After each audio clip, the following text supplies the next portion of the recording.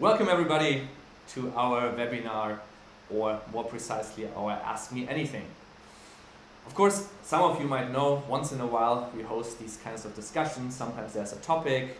Today there's just pure answering any type of question you might have. So don't feel shy, right? So you can ask any question. It might be a super detailed questions about an obscure topic in the world of cryopreservation, or it might be a very introductory question if you haven't been involved in the topic for too long. So ask any questions. There's two ways today to ask questions. One would be, as some of you might be already accustomed to, the service Slido. We're going to show the link to that Slido page where you can just post your questions in a second.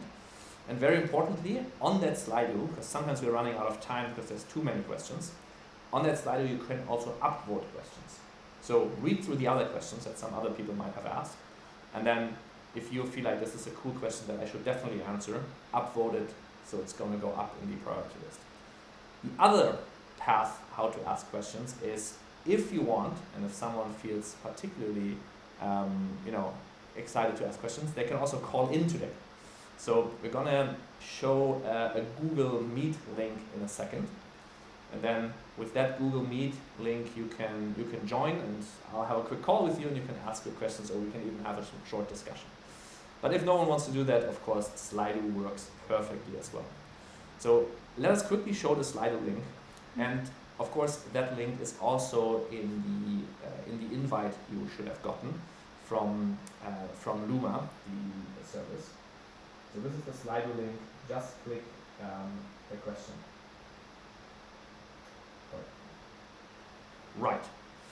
All right. Now, without further ado, I'm already gonna start answering questions. All right. And I'm gonna go by priority. So currently there's 25 questions already, so I'm trying to be relatively quick with each of them. But don't hesitate to ask more questions. I'll try to get through all of them. All right. First question is: Jordan Sparks has recently come out against cryopreservation and now calls it pseudoscience. Thoughts? Of course, I know that there's some people in the I know of course that there are some people in the community who are more into chemical fixation, and some people are more into vitrification-based cryopreservation. Pseudoscience, I think, is a very unwarranted word, and I'm more than happy if he wants to join next time in a discussion. I'm more than happy to have a live discussion with him, or anybody else who feels they wanna do that. If someone wants to discuss this live, happy to do so any day of the week.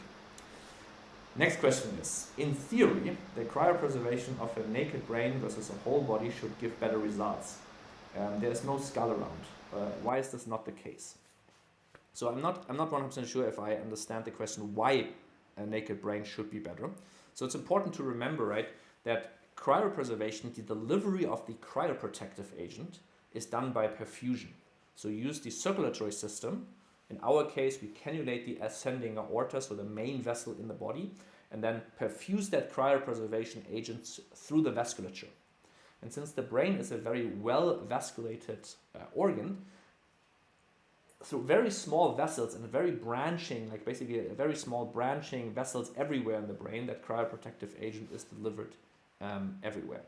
Now, the advantage of having an isolated brain, if you do immersion vitrification or any type of immersion procedure, then indeed that is an advantage.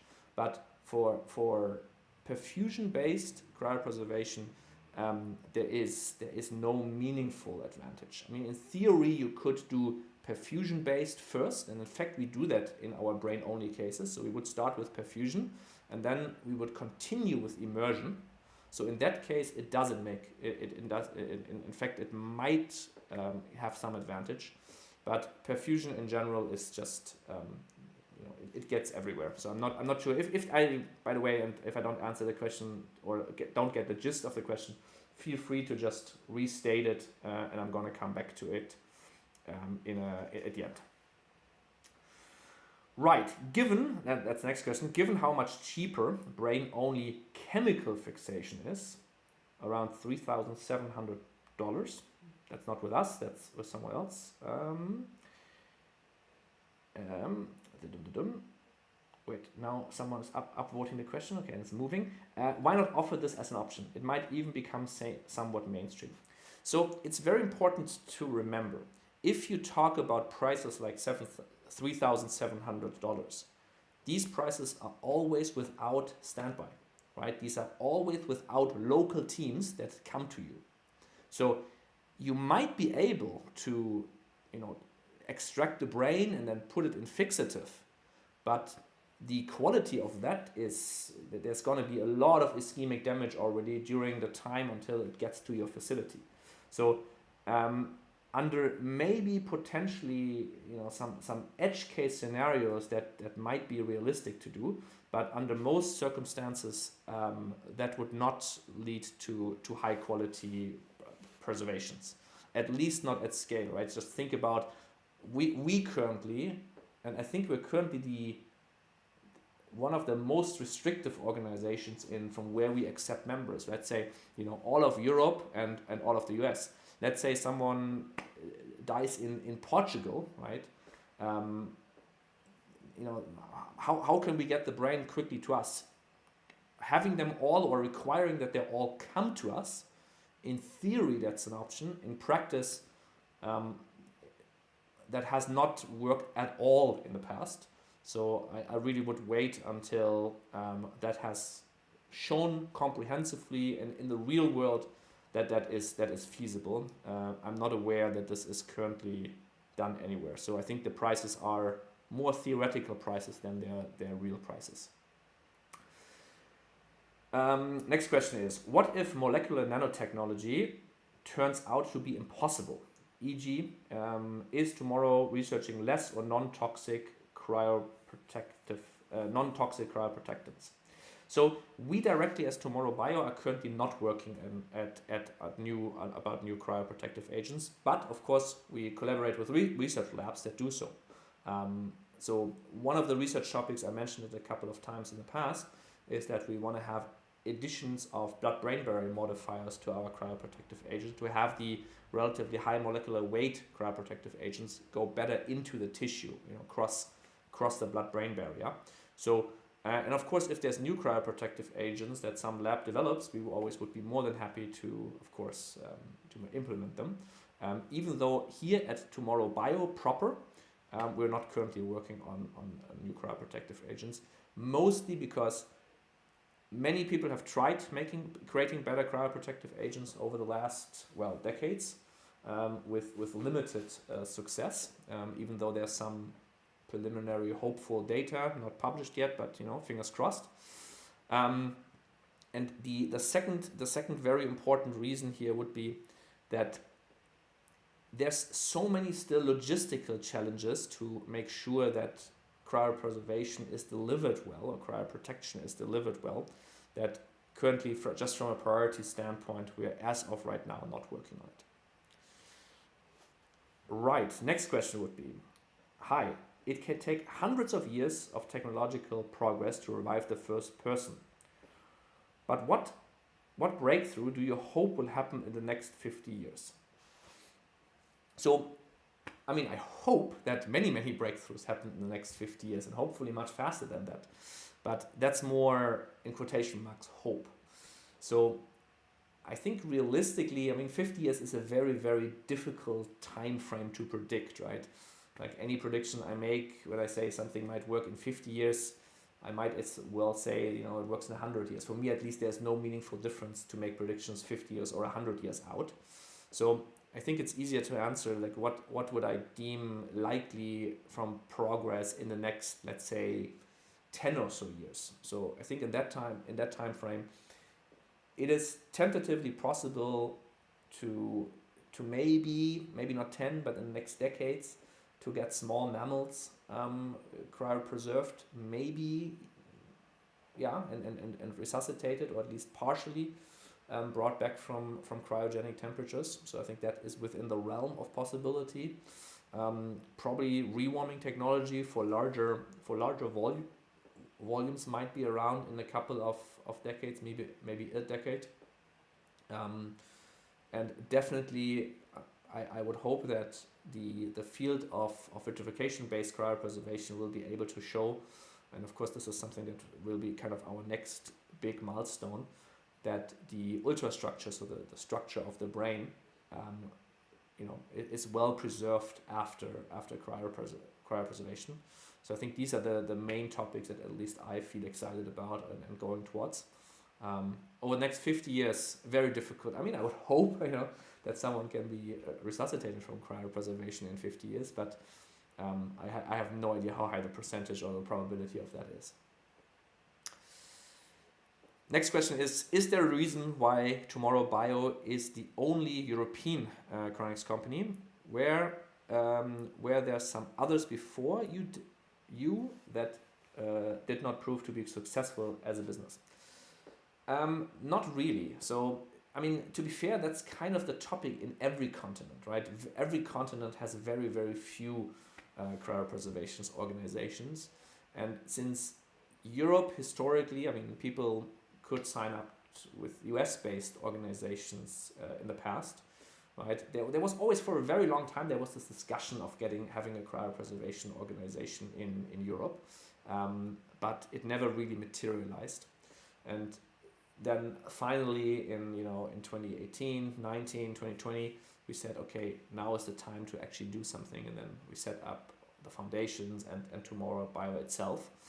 I don't think there's any specific reason. It's more so that running a cryopreservation organization, it combines a very unique set of skills, right? Running an organization in itself that not many people have the experience with. Then there's research and cryobiology, there's logistics, there's medicine, and so on. So it's this weird combination of multiple topics. And it's not like a lot of people who run companies or run organizations, they do so to make money. Making any relevant amount of money with cryopreservation organizations has historically been very, very difficult and in fact impossible. So I think it's just it's a rare thing that people get into this field. Other than that, if someone wants to build another one, we're more than happy to help. Like it would be the more competition as of today in cryopreservation is not the issue at all, right? It's definitely market education. So for us and for everybody else in this field, it would be quite helpful if there would be more organizations in that space. Next question would be, chemical preservation is better. Cryopreservation has stuck around because of inertia. Jordan is right. Doesn't really sound like a question. I think many people would strongly disagree. I think the most important point here is that under certain circumstances, yes, chemical preservation has shown under lab-like conditions that the ultrastructural preservation looks good. In cryopreservation, that has not been shown yet, right? But we're talking lab-like conditions here. So whoever always compares real-world cryopreservation, the quality data of that, compare that against the lab conditions or the quality data that you get under lab conditions. This is just an apples to oranges comparison. Like it just makes no sense to make this comparison. If you want to make that comparison, right, there would need to be an organization that offers chemical fixation under real-world circumstances, and then tries to replicate these kind of quality results under real-world conditions. That has not done by anybody yet, right? So no one has shown that the lab-like conditions or that the quality data under lab conditions can be replicated under real-world settings. So for the time being, I think this statement is more theoretical than practical. As an investment manager back in the day in Russia, I failed to persuade my superiors to invest in cryopreservation. I need to ask my colleague real quick to check the door, please, because I don't know, like someone is ringing every 5 minutes.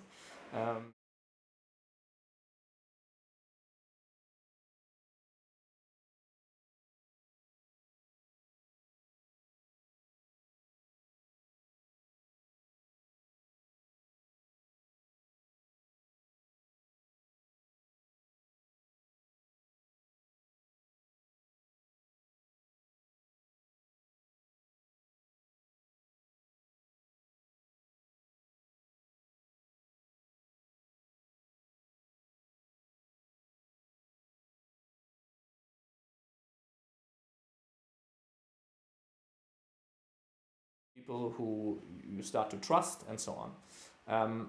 Of course, cryopreservation is very different for me. Like, this is not an organization we ever want to sell.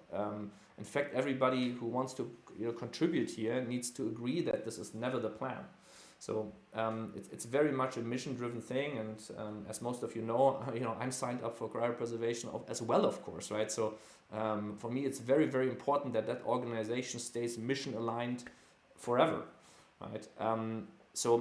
But you find people who have made money, I don't know, somewhere, and running other companies or whatever, who do not necessarily care about making more money, but who want to do cool things. And since you know them and they trust you, you then tell them, hey, can you please, are you into it? Like, do you want to join as a supporter? And then a good amount of people did. All right, next question is, how far off are you from reanimating a first mammal from cryopreservation, like a rat or a mouse? Relatively far. So this is not something that I deem will be possible, in the next, I don't know, decade or so. There's a chance that it might work, but I think the probability is still relatively low. There's a lot of basic science that still needs to be figured out. There's a lot of details that need to be figured out. As some of you might know, right? So we're co-initiators of Cryo.bio, which is an organization that funds science in cryopreservation. And with that organization, we have launched what we call CryoRet, which is a project at a lab in the US to try to recover a rat from high sub-zero preservation. So not cryopreservation as in cryogenic temperatures, but high sub-zero, but post-perfusion. So kind of to get a first directional understanding of how this might work. But from a probability standpoint, I think this is not going to be super easy. We have someone in the Google Meet. All right, I will ask one more questions, and then we'll try out this Google Meet, and that might work or that might not work. We'll see if that actually works. We'll see. One more question before that. What are the toughest obstacles to overcome on a molecular level to revive the brain from a vitrified state? So there's a long list, right? From a molecular level, I mean, first of all, it's that during warm up, right? It's much easier to have ice crystal formation during warm up. So you need to warm up extremely quick, right? Then these cryoprotective agents, of course, current ones at higher temperatures, they are still toxic. So you need to wash them out, and you might have accumulated toxicity, and you likely have, of course, some degree of toxicity during the procedure to go to cryogenic temperatures. And so a long list of different topics that need to be done. On a molecular level, the toughest obstacle is probably if any molecular repair needs to be done, then molecular repair would be the biggest obstacle. Right. Now, so if my colleague would send me the Google Meet link again, then I would be able to join, or I can try to join. Let's mark those questions as solved. And in the meantime, I'll answer another question. ODP, this is the organ. That's organ brain preservation. Posted electron micrographs of a human brain fixed after 4.5 hours ischemia. They look a lot better than electromicrographs of vitrified brains.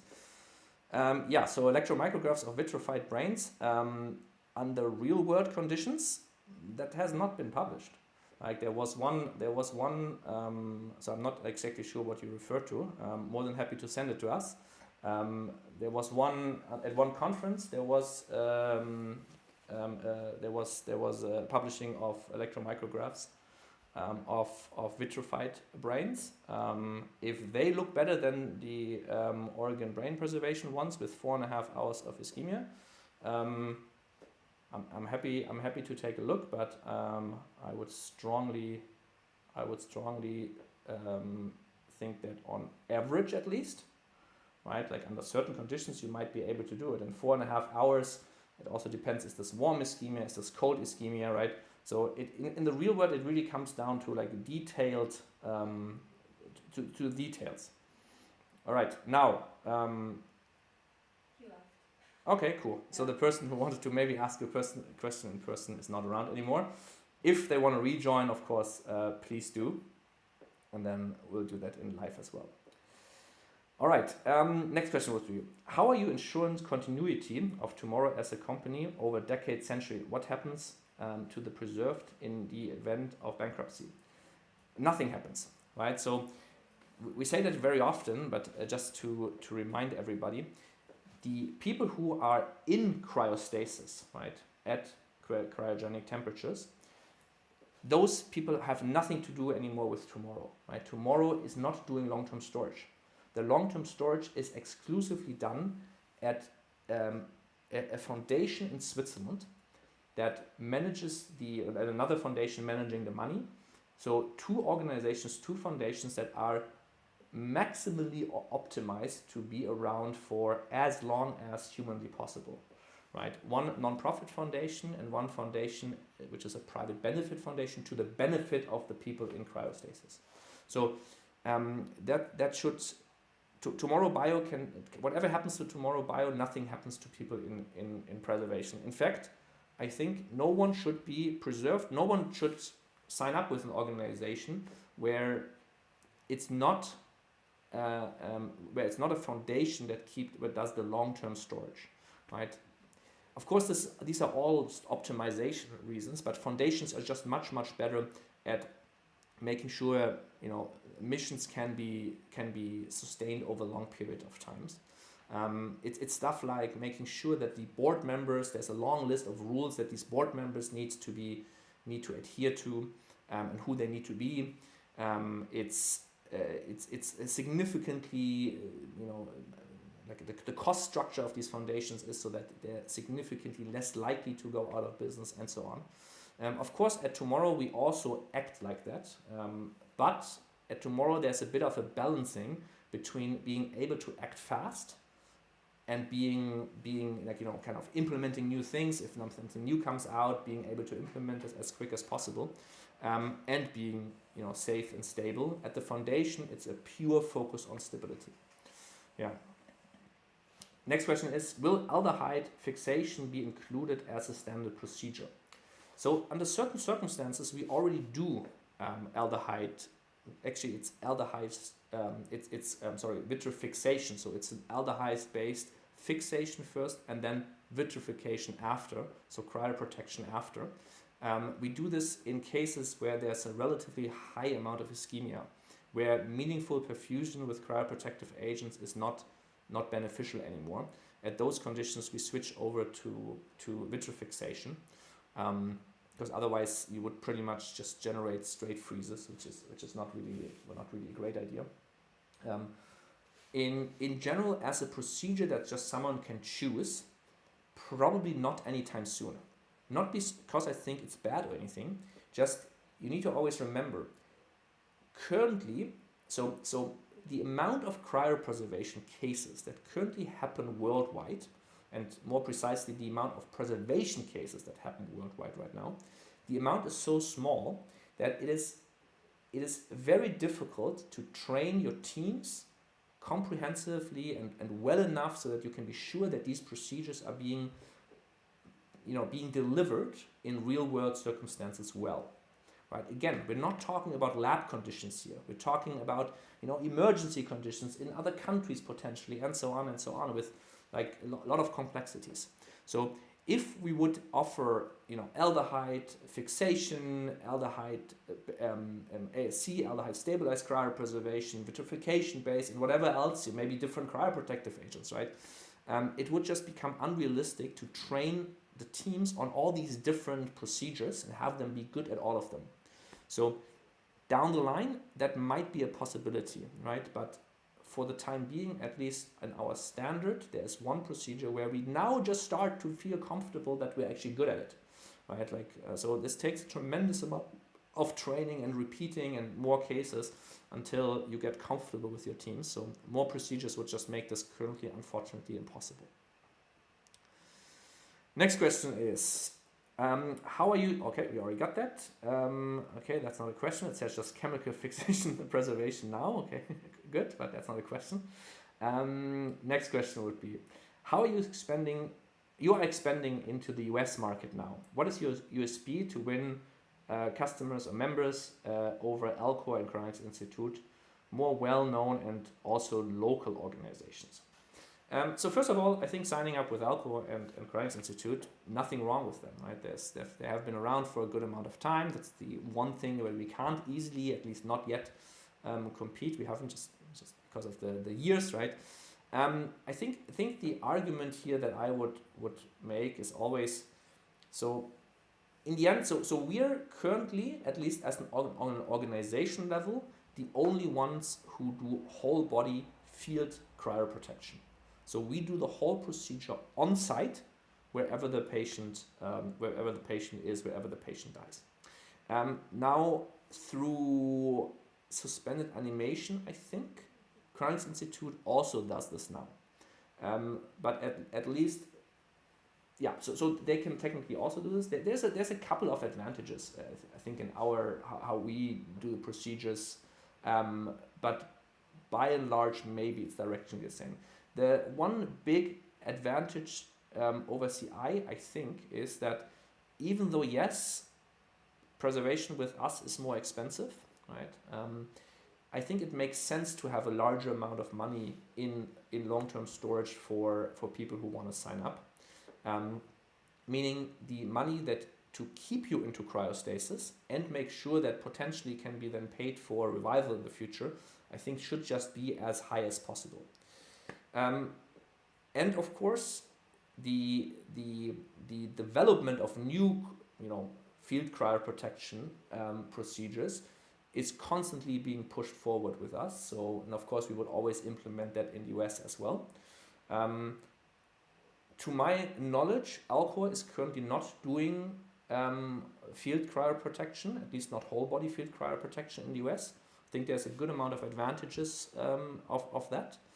And then last but not least, just check I think our case reports speak for themselves, if I'm honest, right? So I don't think there's this one thing where we would say this is the one great advantage that no one else has, or there's this big downside of anybody else. I think this is not really the case. I think it's a set of a lot of small things, right? And when you compare the case reports that we publish every year, some organizations don't publish any CT scans, and some organizations haven't published CT scans in a while. I'm pretty confident in saying that the CT scans that we published look better than, on average, better than any other organization ever. So just compare the results basically. And the next big thing that we and everybody else, I think, should be measured on, if the CT scans look good, we need to look at ultrastructure and see if the ultrastructure also looks good. We have announced a while ago that we're now collecting consent from our members to take microsamples to do electron microscopy. To my knowledge, no one else has done that, and I think this would be the next thing that is actually important to compare. So, how much cheaper would Cryonics or chemical fixation become if there was an actually quick response network instead of waiting for standby? it would be, so there's kind of two approaches how like this kind of quick response network could look like, right? One would be, let's say in every city or every major city in Europe and the US, there would be, I don't know, maybe 4 per city, 4 volunteers, like, you know, doctors who are willing to volunteer, perfusionists who are willing to volunteer, and so on, who could do this quick response. If that is the case, then I think the cost would go down a bit, but not that much. The problem is, at least with the current volume of how many cases there are, you would still always need to bring a professional team and fly them over and have them on site. You would need to bring your ambulances and so on. So you would still need to bring all the equipment that you would anyway, and the team that you need to bring. So it would be good to bridge the initial time, so people wouldn't need to be on standby. But standby, at least in our case, is not the thing that makes it super expensive. It's all the rest. It's bringing the ambulances. It's bringing the professional team and all of that. So it would be a bit cheaper, maybe 10%, maybe 15% cheaper. But I have not calculated that. It's just a ballpark estimation. If you would have enough cases in the world where you can maintain these teams locally, then the price would go down a good amount. But that we're far off, unfortunately. How much does Greg Fay pay you? Unfortunately, not at all. But if he wants to, I'm more than happy. If he wants to donate, but I don't think this is going to be the case anytime soon. How do you see the development as Tomorrow.bio as a startup? Do you plan to raise more money in the upcoming years? If so, what do you want to achieve with it? So, if we find, so we have a very high bar of who we accept as contributors, both as donors and also as contributors to Tomorrow.bio and supporters. Basically, we only want people who are intrinsically motivated for this topic.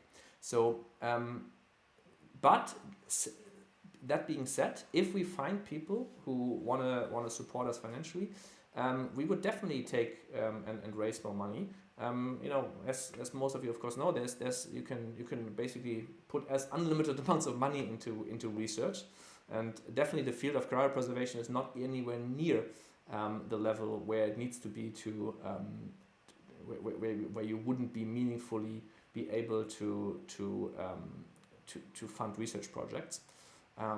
So how we think about Tomorrow.bio is that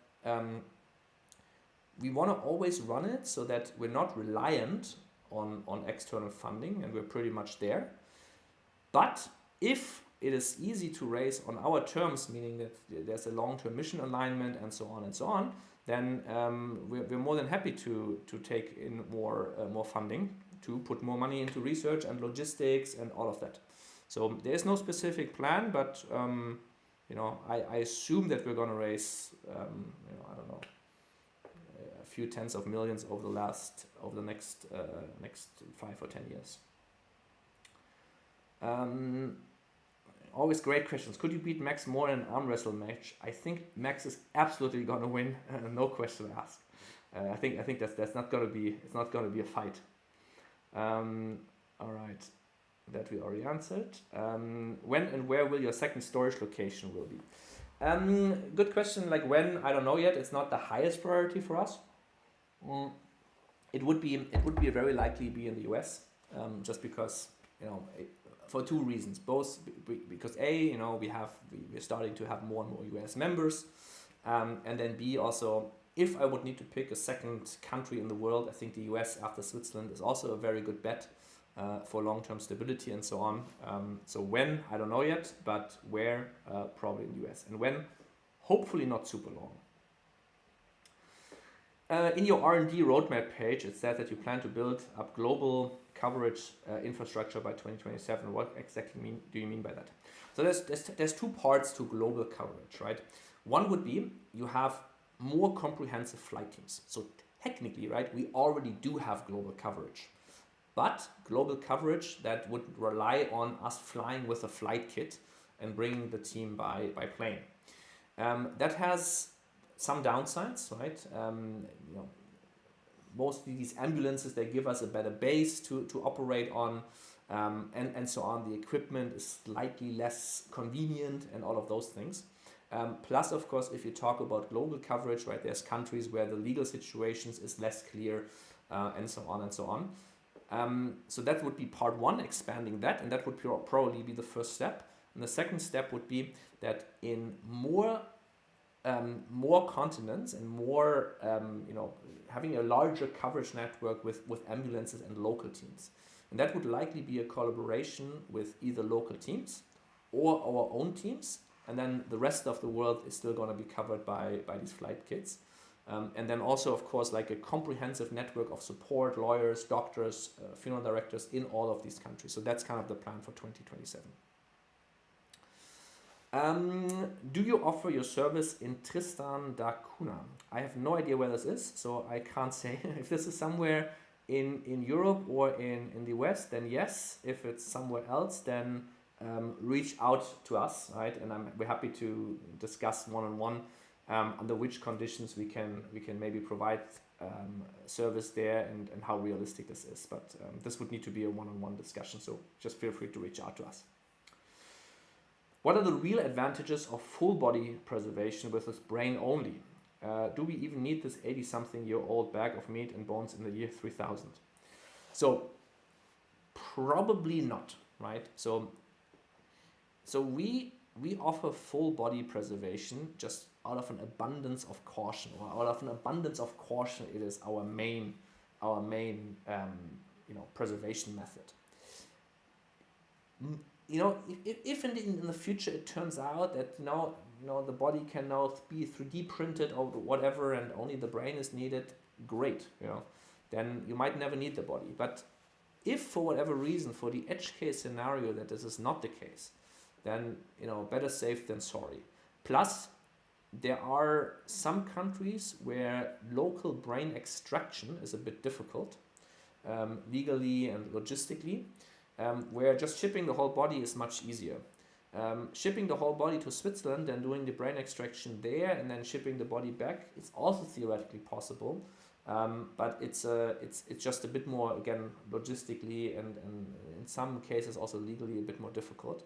So it is just out of an abundance of caution, not that I would say there's a strong like main reason. In our case, the perfusion methodology is anyway the same, right? If it's brain only preservation or whole body cryopreservation, we anyway do the perfusion through the heart and basically with our standard equipment.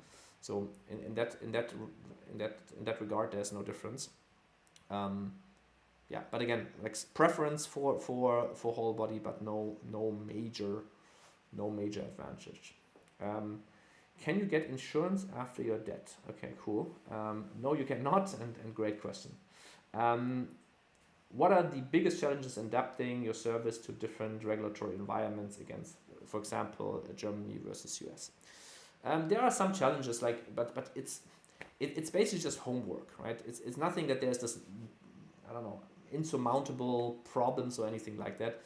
It's just, you know, it's contracts, local teams, it's having funeral directors who can help with the documentation and so on.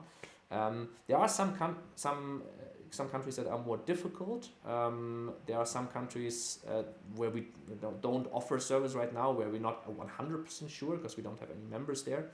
Have never analyzed it. But by and large, at least the regions where we are operating in, the regulatory framework is kind of directionally similar enough to not make any too bigger problems. All right, roadmap, we had that question. Can you remain covered by insurance till natural death? Typical insurance only covers people up to 70 or 80 years of age. You can. The difference here is that term life insurance has an end date. And if I'm not mistaken, the end date or the maximum insurance time for the term life insurance that we work with has, I think it's 83 or 85. So this is the maximum you can be insured. But if you have whole life insurance, which of course we also offer, and a lot of insurances offer, The whole life insurance, it's technically like a savings plan insurance, so that does not have an end date at all. So yes, you can have insurance that covers you till natural death. It is usually more expensive, but it does work. Can you use home insurance to pay for cryonics? No, to my knowledge, I would not know how that would work. No, you cannot. It's just life insurance. If we are woken up from cryonics, we need new blood, of course. Is it possible to choose what blood you want, like anti-vaxxer blood? Okay. No, it's not possible. You get the same blood type back, I would imagine. Are you religious? How do you reconcile soul and revival? I would need to ask, what do you mean by soul? And then I might be able to answer that. If you mean something metaphysical, then no, I don't believe in that, because it would be purely a belief, right? I would need, since I don't have that belief, I would need to see some amount of evidence that there is something metaphysical. And as the word suggests, that would be very difficult. So if there is a metaphysical soul, you know, if I wake up in heaven, I'm going to be happy about it. But I deem that to be very unlikely, and if that's not the case, then cryopreservation might be very, very needed. What's one misconception about cryonics you wish more people would let go of? It really depends on who you ask. I think that the high-level ones are like, it's freezing. Like, how many times when I talk to journalists, how many times I need to, you know, double down on explaining that it's not freezing, and please don't use freezing in the headline. At least the very intention is to not freeze anything. I think that's probably the main one. Yeah, I would say that's the main one. Okay, I need to skip some of the questions from some anonymous people, because those questions don't seem to be super serious. There's cryogenic scientists who say cryonics doesn't work and kills all say. What do you say to that? I mean, for argument's sake, of course, the cells, you know, like cells can be cryopreserved, right? Like, this is being done every day in the lab. So if someone says cells cannot be cryopreserved because they are dead, then, you know, I don't know. I think you need to read up on your science a bit. If you say that based on current technology, you cannot warm up a cryopreserved large-scale organ or mammal or whole body, like human body, and have the cells survive that, then yeah, I would say, well, everybody agrees. But if someone makes the claim this can never work, then I would feel like the burden of evidence has just switched over to them, because I feel like now they made the strongest statement than I've ever made to any statement. So now they need to prove why something should never be possible to work, right? So it really depends on how the argument is being phrased, but by and large, most of the strong critics of cryopreservation who make the claim that this can never work, usually they're they're not well informed. Usually they're not well informed, and again, I've not heard a great argument to believe something why this should never be able to work. Thoughts on Laura Deming's cradle health? Very cool. Like, it makes absolute sense. I love if new people get involved in cryopreservation. So as I said, like, if more people would start labs or you know, even cryonics providers or something in the broad field, then I'm all for that. Absolutely. Yeah, great. Can you tell us your most hilarious fuck up story from your time with Tomorrow.bio so far? Good question. The most fuck up story. I'll think about this in a second, and I'll come back to that. Like, I think major fuck ups, we didn't have any. Yeah, I gave more interviews that I regretted at my last company than I did at Tomorrow.bio. So, yeah. Like, I think a major fuck up we didn't have so far. Like, there's probably smaller stuff, but I can't think of anything like crazy right now. I would like to see your Cryonics service available in Japan and Brazil. How far away is that? Reach out to us. I mean, my co-founder Fernando, right, is from Brazil. So Brazil is definitely something that we're always looking at once in a while. Japan, we don't really have much connection to yet. It's not like, by the way, I'm not saying we're launching in Brazil anytime soon. I'm just saying like it's definitely something, like South America is definitely something we're looking at once in a while. So if there's someone who's interested in that, let's at least talk. Like it's not on the direct roadmap, but we would do it basically for now. We would do it opportunistically. If there's a partnership, if there's someone local that wants to support, then we're always happy to see if we can do our part. But for the time being, no specific plans at least. What's the point of whole body vitrification? Why not just do brain centered? The point is abundance of caution and the logistical and legal issues that I mentioned briefly. And looking a bit at the time, I'm going to speed up a bit. Is it possible to become a member of Tomorrow if you do not currently have a cryopreservation contract or do not yet wish to conclude one? So as of today, we have these what we call fellowship memberships. So you can become a fellow basically with us. Soon in our normal sign-up flow, you will also just be able to become a user with us, right? Stay up to date, get invited to events and all of that stuff, even though you might not have formalized your cryopreservation contract yet. So soon this will work.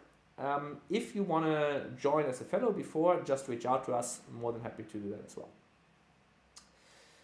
Any plans to get people who are about to die to know about Cryonics? I asked 2 of them. They hadn't considered it and said it would be too expensive. So it's a very complex topic. So I think it would be very meaningful to do that. There's a bit of a difficulty. So let's say, so I'm a doctor by training, right? So there's of course constantly in hospitals the doctors need to tell them that they're going to die soon.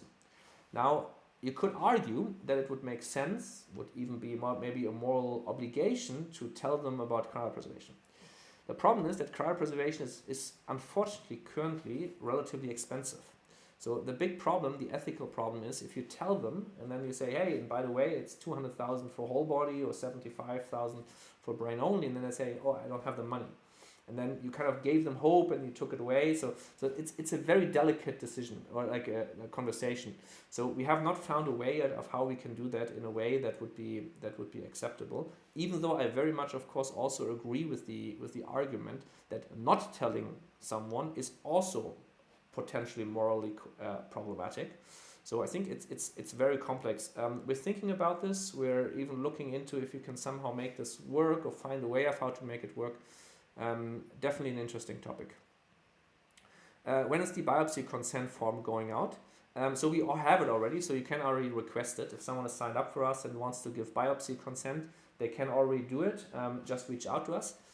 Integration into the system, probably within the next couple of weeks. But feel free to reach out and you can do this manually with us. Can Cryonics be performed without a legal death certificate when a mammal is reanimated without a legal death certificate? So cryopreservation cannot be done without a legal death and a legal death certificate.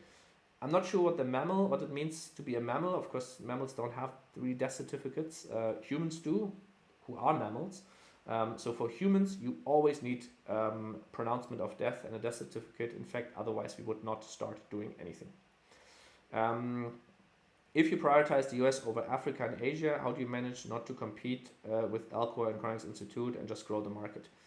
I think it's important to note, right, worldwide right now, there's 6,000 people about signed up for cryopreservation, all organizations. In Europe, there's like 500 million people. In the US, there's like 300 and something million people, right? So even if we're on the same continent, competition is super irrelevant. Like, even if we would take 50% of all the members of all other organizations, this would not change anything fundamentally. Like we're here to figure out how we can grow cryopreservation so that 10, 20, 30, 50, 100,000 people are signed up at some point. So competition is really not something we think about much. yeah, like it's market education. So again, if more organizations want to start in Europe, we would even be happy to help them. Like it's not really the issue. How hard is it to get bodies for SST team training? And now the question disappeared. How hard is it to, well, I'm not seeing that question anymore. So I think the question is, how hard is it to get bodies for SST training? Oh yeah, and how do you get them? Perfect, now I got it again. So it depends a bit. So SST, we have multiple types of how we do SST team. We have training dummies, right? We do it on pig organs, and sometimes we have collaborations with universities and other providers where people donate their body for medical education, and then under certain circumstances these bodies can also be used for surgical training and perfusion training and so on. So it is in theory not super hard, just the supply, there aren't that many available. So yeah, you get them from organizations who have them, either universities or there's specialized organizations who provide donor bodies. Did you get into cryonics before or after reading Tim Urban's brilliant Why Cryonics Makes Sense? I'm not sure exactly when this was published, but I think before. And by the way, whoever has not signed up for cryopreservation, who is not super into it yet, definitely read it. Tim Urban wrote an amazingly great blog post many years ago by now, Why Cryonics Makes Sense. In fact, we asked them in the past if we were allowed to translate it to German, and so we had I don't know if we still have it, but we have a German translation on our webpage somewhere, that because they allowed us to do that. Yeah, definitely read it. Any plan introducing a funding option where patient would not need to liquidate assets investments themselves before death? Yeah, we're thinking about it, or we have been thinking about it for a while. It's unfortunately regulatorily quite difficult. So there are, so under certain circumstances you can do it with so-called payable on death accounts. If your bank allows you to have a payable on death account that also holds stocks in it, then it would work right now. It really depends on the bank. I'm not 100% sure if anybody offers payable on death brokerage accounts. That I don't know if that exists, but in theory, under certain circumstances, it would work. How's the progress on check-in monitoring app? Any chance of cooperating with Nikki Olsen from Cryonics Monitoring on her custom solution? So we're in the process of testing it, right? So I'm testing it here with the Oura Ring right now, and so hopefully in the next couple of weeks, and again I never want to promise any dates because this like false positives, false negative accounting here for false positives and false negatives is quite complex. We're always happy to collaborate. In fact, we talked in the past, and we're still open to collaborate. And if there's a device that is like it works and it has a relatively good form factor, we're more than happy to integrate it into our app as well. So I think this makes absolutely sense once this comes out and works. Do you think you could one day agree to offering offering a standby service for cryonicists in Europe from other cryonics organizations? So we have done that in the past. So we don't offer it because there's always like complexity and so on. So we don't technically offer it as just something where you can just click online and then sign up for it without talking to us. But if for whatever reason you're hell-bent on being signed up with another organization and you definitely want to stay with that other organization and you want to have standby and stabilization and transport by us, like all the field cryoprotection and so on, then reach out. So we're generally open to do that. We've done it in the past, and we're not against it. So just reach out. Do you accept discretionary or just fixed trusts when dealing with life insurance? So for all these funding methodologies or trusts, you need to reach out. They're always super complex. We're always trying to make it work. If you have something that you want to do, just reach out and we discuss the details. I know you weren't initially very keen with that, but I think that could be an excellent idea that I guess that's regarding the offering SST services for other organizations. Yeah, we're not against it. We're just, the complexity is high, and like there always needs to be somehow making sure that everything is in order. It's a bit more difficult, but yeah, we're not against it. Is it impossible to increase the current insurance limit? The exchange rate is too poor for Canadian, for example. So if you have an insurance plan, you can in theory increase it. It's sometimes also a bit difficult, but you can increase the coverage amount. Depends on your insurance, but in principle, at least with some insurances, it works. Any plans to get politicians interested in cryonics? No specific plans, but if anybody's interested, or I feel like there is someone who's interested, I'm more than happy to talk to them, of course, and see what's up, and if they're open to it. But no like specific plans to get this done. Sorry, I skipped one question, so maybe I skipped it unfairly. I asked the question about the blood because I know there's anti-vaxxer people out there who would want blood without vaccine. Can you say that preference? I mean, you can say any preference, but I don't know if the future. So all preferences that we accept at the foundation are not legally binding for a variety of reasons, right? You might have a wish that never becomes reality, right? That never can be fulfilled.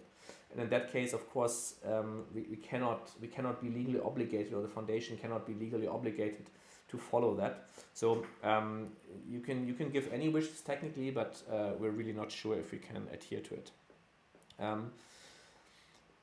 Then does Tomorrow Biostasis have a prepaid option? It is a major worry that someone could run out of assets and have to drain their cryo funds. Absolutely, yeah. You can prepay your cryopreservations if you want to. It would not go to us. It would go to the foundation in Switzerland, though, which of course anyway makes more sense. What are the most important goals for Tomorrow.bio to achieve this year or next? So it's always like 3 main goals, and also this year it's 3 main goals. It's figuring out how to communicate the topic better or more comprehensively or more enticingly or whatever to get more people to be interested in it, and then in the end also hopefully sign up. B, it's building better logistics networks, having more ambulances. Of course, we recently announced that we bought 4 additional ambulances that we now will build out and then distribute. So better logistics, better procedures, all of that. And then last but not least, it's of course the research topics that I briefly already touched onto, like blood-brain barrier modification, getting consent for electron microscopy samples, and then of course a long list of smaller things. So it's these 3 things, and all of them are also the goal of this year. The consent, of course, should go live this year. The blood-brain barrier modification, maybe, fingers crossed, definitely next year. The logistics, having the ambulances, we plan to at least have the first ones rolled out this year, if not all of them. And then growth, well, will be an ongoing topic, definitely a topic this year, will be one next year, but will probably also be one for the next 5 or 10 years. When was your last SST case? Very recently, so this month. Thank you for your newsletter. It's always super informative and interesting. Well done. Thank you so much. Not really a question, but still, thank you so much. Tell your friends and everybody who's on the call, on the webinar. Tell your friends to at least get informed. If Cryonics becomes a mainstream medical procedure, what happens to people who have a hard time living without their relatives? So that can of course happen. Statistically speaking, most people who signed up for cryopreservation, the families can handle it better. Maybe they're seeing, so it's maybe not goodbye forever. It might just be goodbye for a while. So for most people, it's actually easier to handle this. But in the end, it's a personal decision. That each individual person does for themselves. I'm planning to move to Japan later on. If I sign up next year, still living in Europe, and move during being signed up, what should I do? So if someone signs up with us, living in one of our coverage areas, and then moves somewhere else, we still cover them. So we never cancel contracts from our side. But we want to make sure that, of course, we tell you and that you understand that the amount of cryopreservation cases in Japan that we've done is currently 0, and I think every other organizations there might have been 1 or whatever, but it's just less sure that we exactly know how everything, we don't exactly know how everything would work there. We would still do it, right? So we would still be as fast as possible and have the procedure done as well as possible and so on. But we have just less information of how everything goes compared to in Europe. But we do not cancel contracts, so you can definitely sign up. In the 1950s, James Lovelock partially froze and then resurrected rats and hamsters. Is that relevant to humans given the relatively high temperatures involved?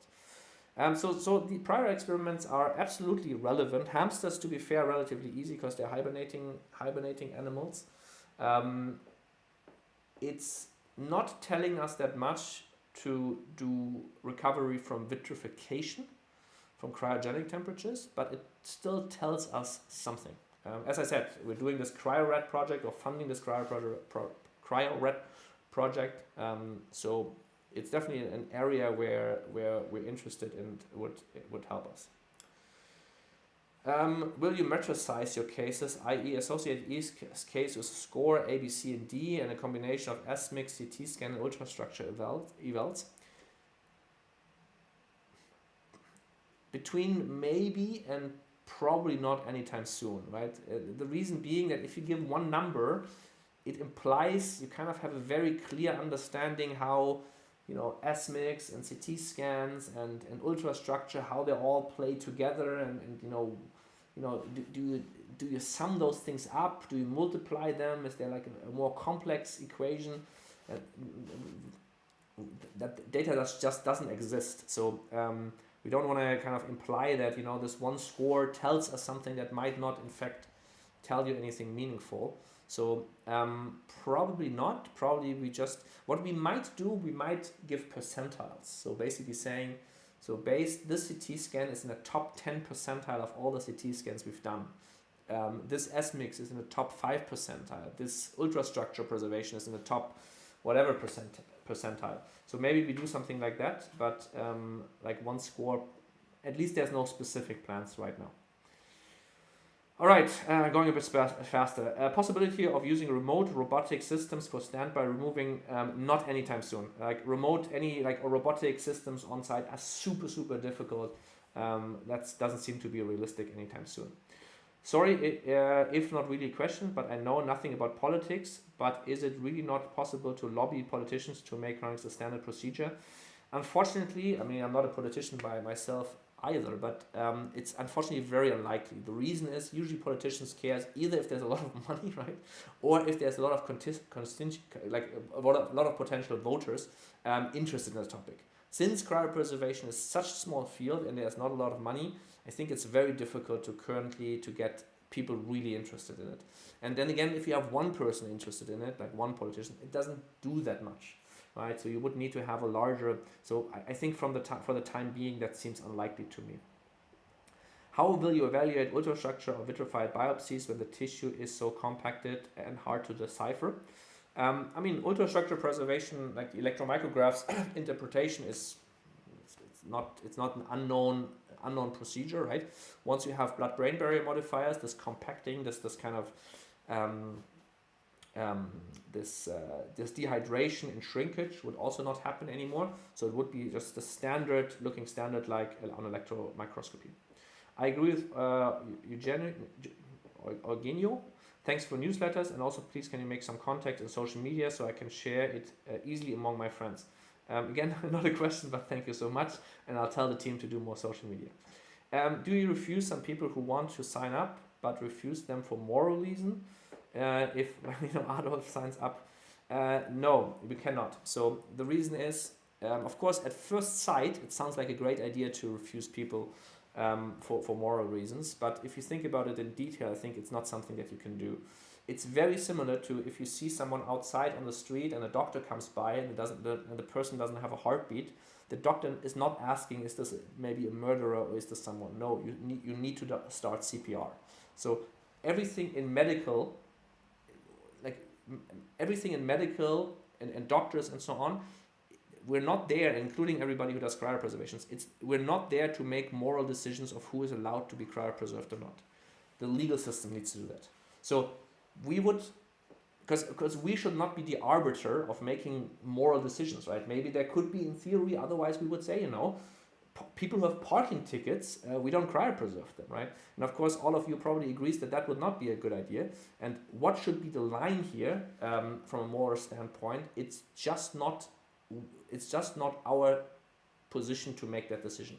So if the future legal system, once people get resuscitated from cryopreservation, and let's say we've cryopreserved someone where a future society would deem them highly immoral, the future society would need to decide how to do that, or how to deal with that. We cannot deal with this, and we shouldn't. So we're not making any decisions or any determinations in that regard.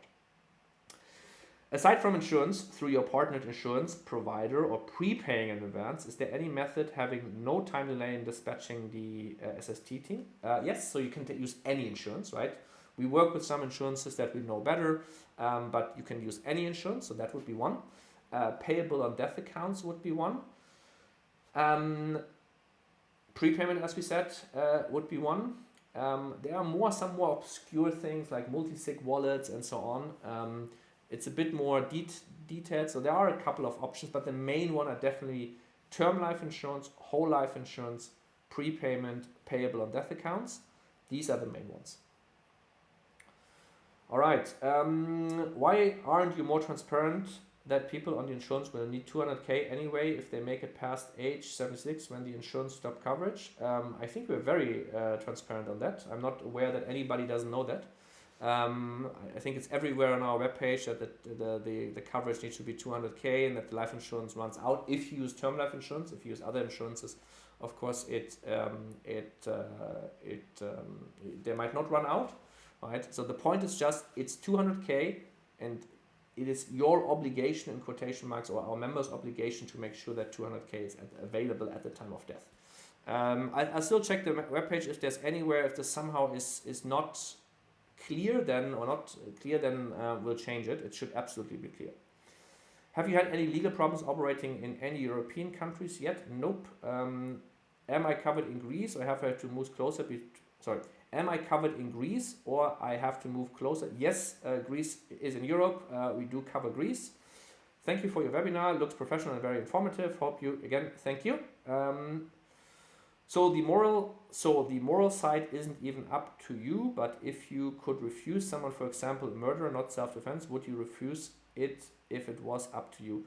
I would not refuse, just because I think it's a slippery slope to making moral decisions that we shouldn't make, and I think you should have a principled stance here and not making this up like as you go along, or have an individual case-by-case decision. All right. First of all, thank you so much for all your questions, right? Last but not least, for those people, we have a small, quiz about some cryopreservation questions. So that will come up in a second, and it works in the following way. If you answer all questions the fastest, whoever answers the questions the fastest, if you're not a member with us yet, we give you one.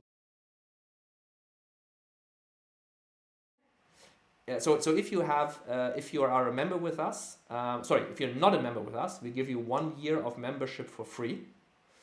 And if you're already a member with us, we give you the next 3 months of membership free. And we do this, of course, because for members it might be significantly easier because they already know us.